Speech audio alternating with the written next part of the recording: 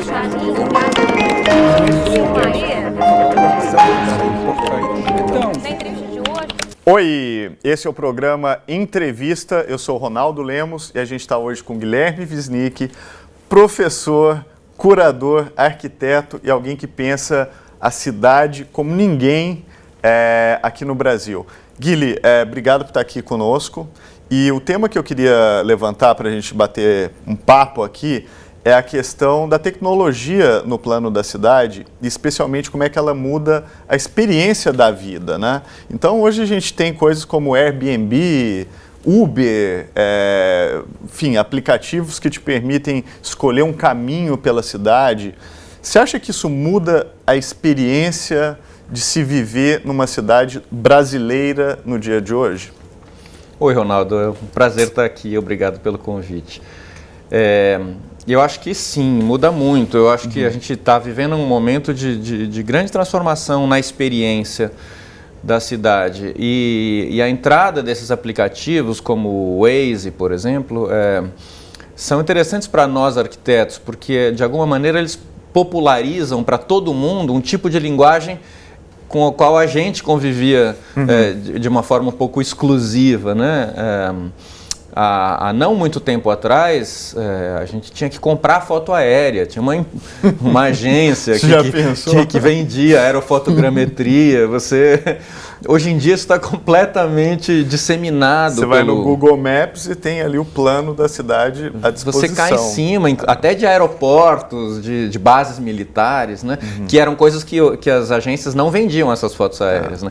Tinham lugares protegidos. Não, aldeias indígenas. Esses dias eu estava fazendo um passeio pelo Xingu com o Google Maps lá. É um negócio inacreditável. É muito interessante. Uau. É muito interessante. Mas, por outro lado, o Waze emburrece também muito as pessoas, porque as pessoas botam aquele aplicativo e não pensam mais, né? Depois elas têm que voltar e fazer o mesmo caminho, voltar para o mesmo lugar. Se você tirar o Waze, a pessoa não consegue, ela não usa, normalmente, eu estou generalizando, mas ela não usa aquilo como experiência cognitiva. Bota uma espécie de piloto automático, é um piloto automático. E aí acaba que a cidade vira uma coisa totalmente externa, porque quando você usava o guia, você errava até chegar no lugar, se perdia, é uma experiência de cognição, né? De alguma maneira isso hoje...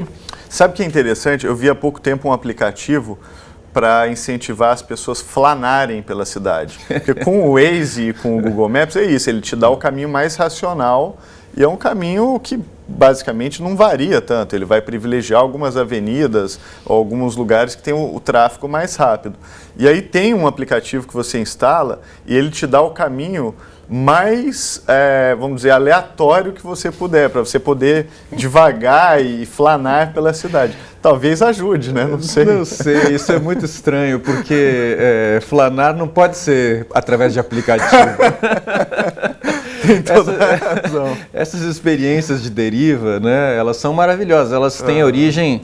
Bom, o Walter Benjamin e o Baudelaire, o Flaner, vem do século XIX, a experiência da metrópole moderna, mas os grupos surrealistas desenvolveram essas práticas nos anos 10, 20, e depois os situacionistas nos anos 50 e 60. Basicamente, era uma visão contra a cidade pragmática, contra a cidade eficiente, contra a cidade do capitalismo, onde as coisas são feitas para funcionar como negócios. Você ir na contramão, você fazer derivas pelo acaso, né? E hoje em dia, muitos estudantes de arquitetura, estudantes meus, por exemplo, eu vejo há uma grande recuperação do legado situacionista. A primeira coisa que o estudante, quando descobre isso, faz é pegar um ônibus qualquer ao acaso na cidade, descer no ponto final e sair andando a esmo. Para ter a experiência completa do trajeto. Mas isso precisa do acaso e do imponderável, não pode ter aplicativo.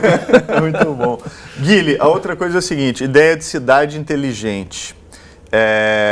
Uma das coisas que me preocupam essa coisa da cidade inteligente que vem de cima para baixo, né? Achar que vai vir alguém ou uma instituição que de repente vai transformar a cidade em uma cidade inteligente. Você acha que isso faz sentido? Na sua visão, qual é a origem disso e como é que isso se conecta com a vida real mesmo? Isso incide exatamente no que a gente estava falando agora, né? Sobre deriva e acaso. Tem uma dimensão que é que a cidade precisa funcionar. De fato, tem coisas. O transporte tem que funcionar. Seria bom que não tivesse trânsito e um monte de aspectos da vida cotidiana, das pessoas se locomovendo, das pessoas usufruindo. Mas esse raciocínio que dá na cidade inteligente é um raciocínio de venda, de business, né? Então, tem toda uma outra dimensão da complexidade da vida urbana, que é a da vida disfuncional. Né? As coisas que não devem se enquadrar no plano da eficiência total, que é um pouco o que a ideia de cidade inteligente vende.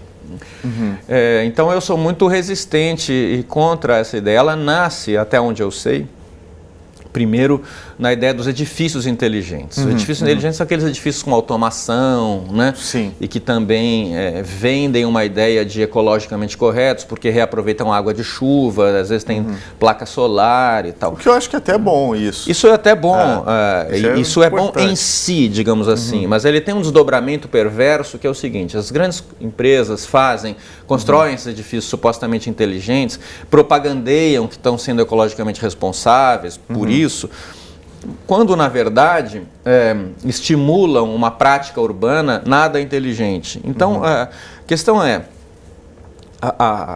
o ponto mais importante da inteligência de fato está na cidade, mais do que na arquitetura. E a cidade verdadeiramente inteligente, eu acho, é a cidade compacta. É a cidade não espraiada. Densa, né? Densa. É a cidade, contrário de uma cidade como Los Angeles, por exemplo, que faz com que as pessoas tenham que se deslocar muito ao longo do dia, né? Porque espraiaram o sprawl em inglês, né? Esse espraiamento que faz com que você vá para distâncias muito longe de carro. Não, ou a Barra da Tijuca no Rio de Janeiro. A Barra da Tijuca no Rio de Janeiro. Porque quando você espalha a cidade, você tem que espalhar a infraestrutura também. Você tem que levar a rede de esgoto, você tem que levar a rede de transporte. E o custo disso é muito menor se você tem uma cidade concentrada, como é o caso de Nova York, por exemplo, que a densidade populacional é absurda, então todos os serviços ficam concentrados ali. Exatamente. Acho que é nesse sentido. É nesse sentido, a cidade totalmente não inteligente desse ponto de vista. No caso de São Paulo, o equivalente seria Alphaville, esses bairros mais distantes, que são bairros de condomínios de classe média e alta, mas também de edifícios corporativos, né? E isso é absolutamente não sustentável no sentido de que impermeabiliza um solo enorme, porque a cidade se expande, e consome combustível fóssil todo dia para levar e trazer gente nessas distâncias imensas. Então, o raciocínio do edifício inteligente muitas vezes está atrelado a essa cidade não inteligente. E é isso que eu queria dizer. Faz todo sentido. A empresa faz uma propaganda de um selo verde, quando na verdade a real função daquele edifício na cidade é absolutamente predatório. E legitimar algum tipo de modelo de desenvolvimento de ocupação do solo que talvez não seja o melhor. Guilherme, uma coisa que me preocupa também nesse conceito de cidade inteligente é que, na minha visão, eu acho que a inteligência deveria estar nos cidadãos, né? Então, seria melhor ter cidadãos inteligentes do que uma cidade onisciente que controla ou concentra toda a inteligência. Você acha que isso é possível, isso acontece, é desejável que a principal força do urbanismo seja entender as dinâmicas do cidadão e enfim, corrigir o que tem que ser corrigido, mas a partir da experiência do plano, vamos dizer, da vida?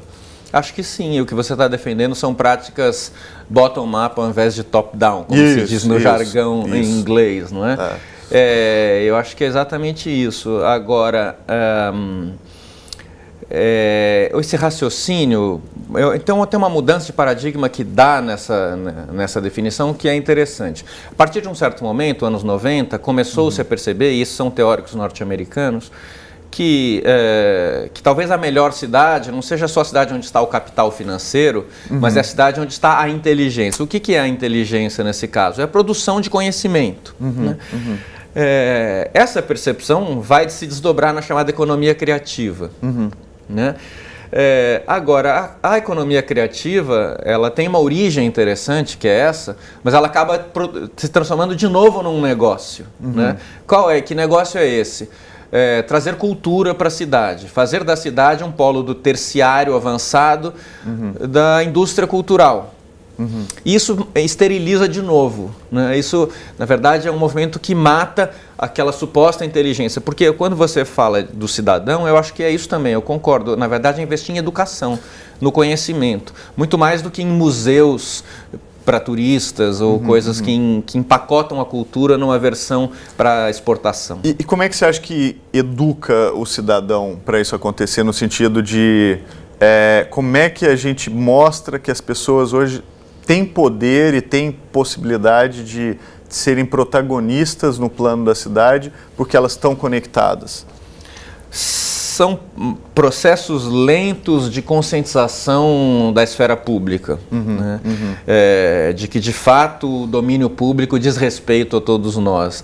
O Brasil tem uma fraca tradição de esfera pública, tem uma espécie de rejeição. Parece que o domínio do público está sempre corrompido por uma corja de gente que usa aquilo para si próprio. E, infelizmente... Às vezes está, né? Infelizmente, é isso que a gente vê se repetir. Mas a consciência prática de uma cidade mais democrática é a de uma cidade que entende o espaço público como alguma coisa pertencente àquela sociedade e não a uma casta de dominantes que não usam aquilo ou contra a qual a gente deve se rebelar, né? Agora, esse é um aprendizado lento. Eu acho que nesse momento do Brasil, a sociedade civil está dando sinais de que quer isso. Os movimentos atuais que reivindicam o espaço público, que reivindicam o transporte, apontam nesse sentido. E de alguma forma, porque a tradição brasileira é muito uma tradição francesa, que é esperar tudo do Estado, né? Que é o contrário da tradição anglo-saxã, que é do do it yourself, né? Que é fazer você mesmo. Você mesmo. A sociedade se empodera, como se diz muito hoje.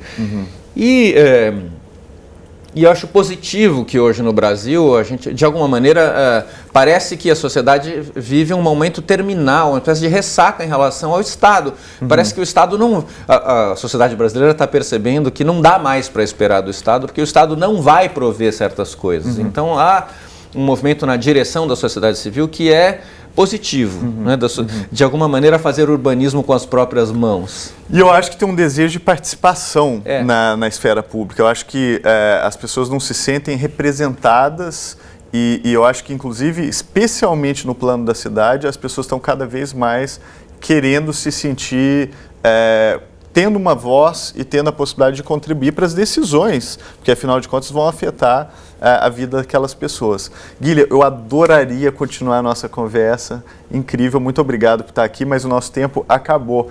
Esse é o programa Entrevista, fica de olho porque dá para assistir todos os episódios no Futura Play. Tchau, gente, obrigado, Guilherme. Obrigado.